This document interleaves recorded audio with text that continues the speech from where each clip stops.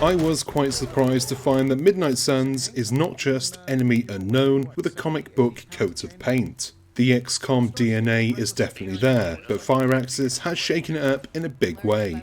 It's a bumpy ride at times, but there's a lot to like. A fun story, flashy and satisfying combat, and a chance to poke around in some of the lesser known corners of the Marvel universe make this one an easy game to recommend. The premise is that the evil Hydra has raised Lilith, the mother of demons, from her eternal slumber, paving the way for the return of Sethon, an evil elder god. It's up to Stephen Strange and Tony Stark, with the help of the Midnight Suns, to save the world. In order to do this, they resurrect the Hunter, that's the character you play as, who is actually Lilith's long-dead child, and the one destined to kill her. From there, it's a case of battling Lilith and her minions while racing to stop a prophecy that threatens to wipe out the human race. The emphasis on magic is a breath of fresh air. This is a Marvel deep dive, and the titular heroes, the Midnight Suns, consisting of Nico Minoru, Magic, Blade and Robbie Reyes, bring a certain novelty to proceedings, along with the ancient hieroglyphs, astral realms, portals and demons.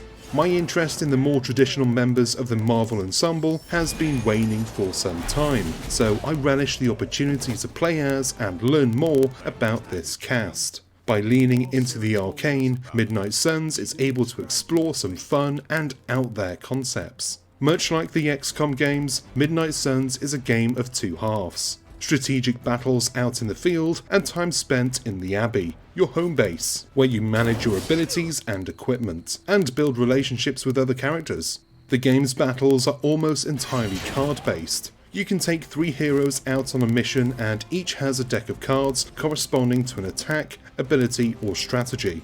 Unusually, for this genre, movement is almost entirely de-emphasised. You can move one hero each turn, but otherwise movement is entirely automated.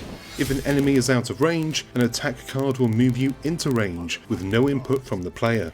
It does take a bit of getting used to, but once it builds up and you get your hands on enough cards, it becomes hard to put down, and it doesn't hurt that it all controls very smoothly.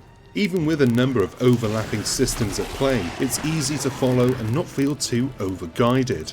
Strategy games should make you feel clever, and Midnight Suns absolutely does that. Some of the levels, especially the side stuff, can be a bit pokey, and a lot of them boil down to just eliminating all the enemies on screen, but the story missions do mix things up very nicely. The game keeps throwing out interesting curveballs, like having to save civilians from a rampaging Venom, or a boss fight against a classic Marvel hero under Lilith's control. There's also a lot of visual flair, which helps ease the repetition. Every attack is big, colourful and punchy. The villains look wonderfully sinister too, and the environments are pleasingly reactive. Everything you do out in the field and everything you do back home at the Abbey complement each other, and that really impressed me. When you're not out fighting the forces of evil, you can research new equipment and abilities, hone your skills, and learn more about your comrades, which is where things get really interesting. Every hero in your roster has a friendship level that increases when you spend time with them.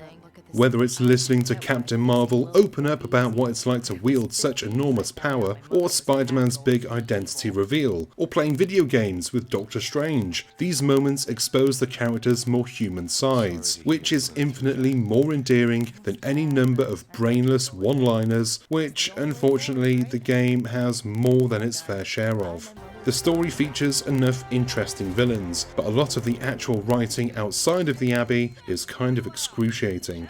The developer seems to have been of the mind that every other line of dialogue must, without exception, be some kind of smart-ass quip. Some of the dialogue, especially between Tony Stark and Doctor Strange, is pure cringe. You can practically hear the laugh track as the same jokes are trotted out again and again. Tony doesn't trust magic, and kids these days do sure love social media. Yeah, we've heard it before, and it all started to grate very quickly. There are some nice moments when the sarcasm and the goofiness are dialed back a little, and the characters really open up to you, but those moments are few and far between, drowned out in an ocean of terrible jokes about capes. My only other real complaints are of a technical nature. There are a lot of small performance hitches, long load times, and some of the textures and models look a little bit dated. The characters' faces, in particular, do a poor job of expressing emotion. It was nothing I couldn't look past, but still, disappointing for such a big release. But beyond these hopefully fixable hitches, I was surprised how much I enjoyed Midnight Suns. It's Marvel meets XCOM meets Fire Emblem, which isn't something I knew that I wanted, but now that I have it, I want the hell out of it. The developer deserves a lot of respect for taking risks and trying something new, especially with such a high-profile property. The dialogue and a few technical hiccups mean that Midnight Suns doesn't quite stick the landing as well as it could, but the rock-solid core gameplay and the fun character moments more than make up for its shortfalls. And that is the end of this review. Thank you, as always, for watching. And if you enjoyed this video and found it useful, do us a solid. Nip on down below, tap the like and subscribe buttons, and turn on notifications so that you don't miss out on any future videos. Leave a comment too, and let us know what you made of Marvel's Midnight Suns. Anyway, I've been Chris, you've been gorgeous, I'll see you in the next one. Until then, cheers my dears.